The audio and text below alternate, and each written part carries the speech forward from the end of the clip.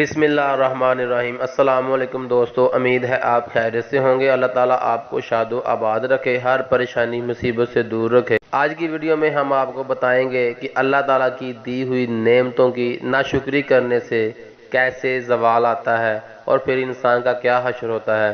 تو ویڈیو پہ جانے سے پہلے دیکھنے والے تمام دوستوں سے گزارش ہے کہ ہمارے چینل کو سبسکرائب کر لیں، ساتھ میں بیل آئیکن بھی دبا لیں تاکہ ہماری ہر ویڈیو کا نوٹیفیکیشن سب سے پہلے آپ کو ملے۔ کسی ملک پر ایک بادشاہ حکومت کرتا تھا۔ وہ اپنی رعایا میں ہر دل عزیز تھا۔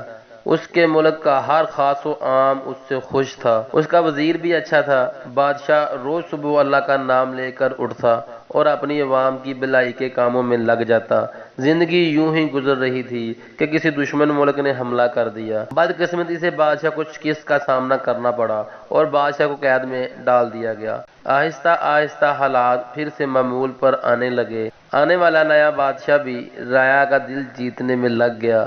زندگی پھر سے رواں دواں ہو گئی، مگر یہاں قیدی بادشاہ اپنے شب و روز یہ سوچنے میں لگانے لگا کہ آخر اس سے کہاں ایسی کوئی غلطی یا گناہ ہوا ہے جس کی سزا مل رہی ہے۔ بادشاہ قید خانے میں بھی اللہ کا شکر ادا کر رہا تھا۔ اس کا کھانا بھی وقت پر پہنچ جاتا تھا، لیکن جب دوپہر کے کھانے کا وقت ہوتا تو اس کو شاہی چاولوں کی خوشبو آنے لگتی۔ وہ سوچتا شاید آج اس کے لیے شاہی کھانا آنے والا ہے، مگر کھانا آتا تو وہی قیدیوں والا۔ وہ سمجھ نہیں پاتا تھا کہ آخر یہ خوشبو کہاں سے آتی ہے۔ بادشاہ کو قید میں اب 8 ماہ ہونے کو تھے۔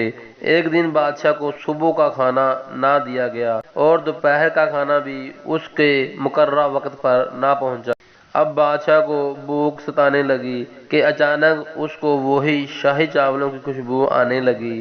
اس نے اپنے قید خانے میں موجود روشن دان سے آواز لگائی، اللہ کا کوئی بندہ اس طرف ہے تو مجھ کو کھانے کو کچھ دے، میں بھوکا ہوں۔ قید خانے کے باہر ایک آدمی تھا۔ اس نے کپڑے کے اندر کچھ کھانا باندھ کر روشن دان سے اندر پھینک دیا۔ جب بادشاہ نے کپڑا کھولا تو اس کو تعجب ہوا کہ یہ تو وہی شاہی چاول ہیں جس کی خوشبو روز اس کو آتی تھی۔ بادشاہ نے فوراً پوچھا کہ آپ کون ہیں؟ دیوار کے اس پار سے آواز آئی کہ میں ایک فقیر ہوں اور روز بھیک مانگنے کے لیے یہاں بیٹھتا ہوں۔ یہ سن کر بادشاہ کو مزید حیرانگی ہوئی، کیونکہ شاہی چاول اس فقیر کے پاس کیوں ہو سکتے ہیں؟ بادشاہ کو بتایا گیا کہ وہ اس وقت جس دیوار کے ساتھ بیٹھا ہوا ہے، اس دیوار سے ایک نالی نکل رہی ہے جو کہ محل کے شاہی باورچی خانے سے ہے۔ وہ روز صبح جب یہاں آتا ہے تو وہ اس نالی کے آگے ایک کپڑا باندھ دیتا ہے، جس کی وجہ سے بہہ کر آنے والا کھانا اور چاول اس کپڑے میں رہ جاتا ہے اور پانی آگے چلا جاتا ہے۔ پھر وہ اس کھانے کو گھر لے جاتا ہے، اس میں سے چاول الگ کر کے ان کو دھوتا ہے اور چاولوں کو سکھا کر جمع کر لیتا ہے، اور اس ہی طرح سے اس نے کافی چاول جمع کر رکھے ہیں۔ مگر اب وہ یہ کھانا اور جمع نہیں کر پا رہا، کیونکہ یہ کھانا تو اس نے پہلے حکمران کی حکومت میں جمع کیا تھا۔ اس فقیر نے نہایت افسوس کے ساتھ بتایا کہ شاید اب کا بادشاہ اپنے ملازموں کو کھانا پھینکنے نہیں دیتا ہوگا۔ یہ سنتے ہی بادشاہ سمجھ گیا کہ آخر اس کو کس گناہ کی سزا ملی ہے۔